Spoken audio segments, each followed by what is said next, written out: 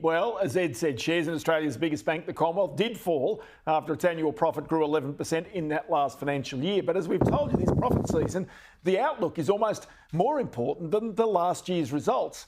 So today I sat down with the Commonwealth Bank Chief Executive, Matt Comyn, and asked him about that outlook. The economy, as we closed our books on 30 June, in very good shape. Clearly, a lot of our time at the moment is spent looking forward.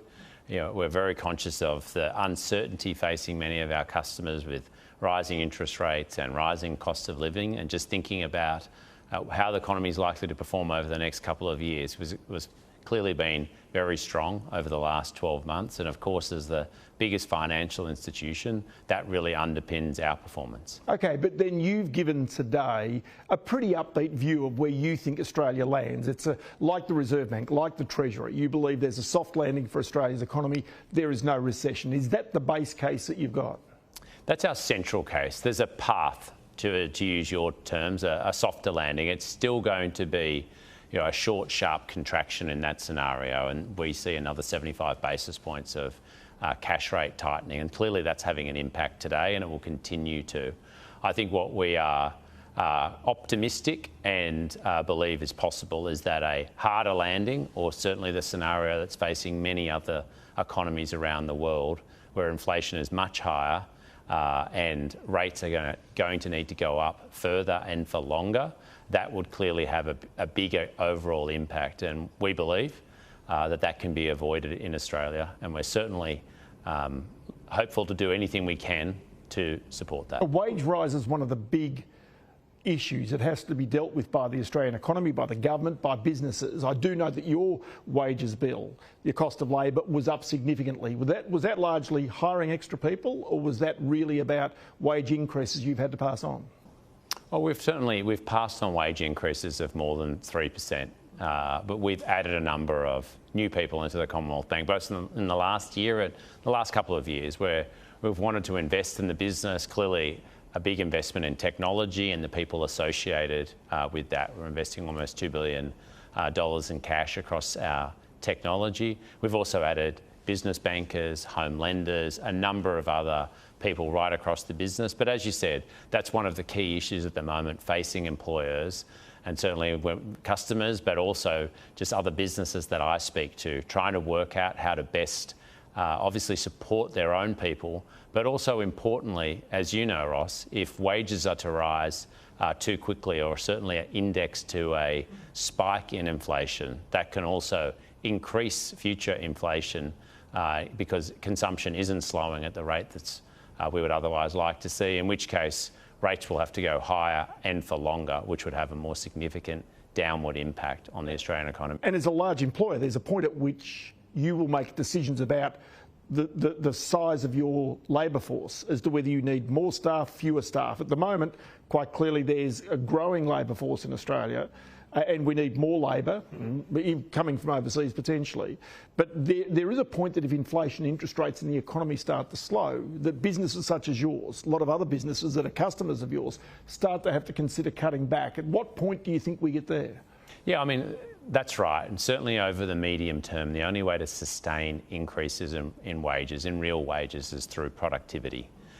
Inflation is a bad mechanism to be increasing wages. At the moment, one of the real positives of the Australian economy is we have the lowest unemployment rate in nearly 50 years. We're beyond full employment, which is, of course, creating or building inflation, because the demand for outstanding jobs in Australia actually matches the population. We've never had a higher proportion of people who are available for work working.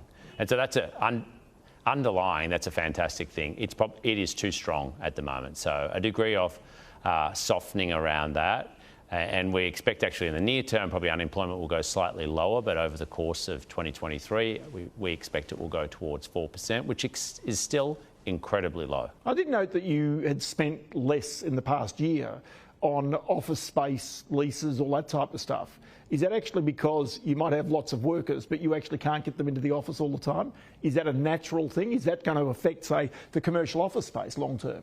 It's not so much that we haven't sort of reduced space as a result of COVID. There's a number of things when we're planning around our office space and the ability to, as you know, the building that we're in here many years ago, we would have been doing this interview in Martin Place, and shifting our location into lower cost areas has certainly had a benefit. One of the things, of course, we and many other employers are grappling with is what's the right balance between remote and in person. Obviously, for all of our customer-facing roles, particularly in branches or business banking centres, they don't have the option of being able to work remotely. We are going to continue to support flexible work, but we also think there are different types of work and certainly at different times that it's important to be able to meet with fellow team members in person. Okay, let's turn back to consumers and mortgages, and clearly that's a focus because you are the biggest home lender in the country. People seem to be coping incredibly well with the rate rises we've seen to date. At what point do you, when you do your analysis, assume that there is an increasing level of stress? I mean, it rises each time, but at what point does that become unsustainable for many of those families that are now coping with those mortgages? You're quite right. So there's a couple of factors. One, to 30 June, but it's not really any different in July. Very low levels, near record low levels of arrears or customers that are behind in their repayments. One way to think about the cash rate increases, though, is there's quite a lag between the decision and before the impact is fully felt by customers. And that's because the banks take a couple of weeks to pass on and make it effective. It then needs to flow through into customers' repayments. We have about 40% of our customers that are on fixed. And so if you think about the aggregate impact from those changes, it's actually going to quadruple between today and what's already been announced by December. And so we model not just, we can see the consumption impact, and we're starting to see a slight downturn in debit spend in certain parts of the economy, and then we sort of look forward to the rest of this year. Certainly we believe that based on the decisions that have already been made, we're going to be seeing an increasing level of impact on households, and of course that flows through into businesses, particularly in areas like discretionary retail. We think we're going to be seeing more of that, and that's why our central forecast is around another 75 basis points of tightening, then hopefully holding at that level. But of course it's going to be contingent on the CPI data, which comes out in October for Q3, and the wages data, importantly, which will come out, I think, in the first week of November for the third quarter ending 30 September. Well, Matt Comyn, let's hope that forecast of a soft landing for Australia's economy actually does work. Many thanks for your time. Thanks very much, Ross.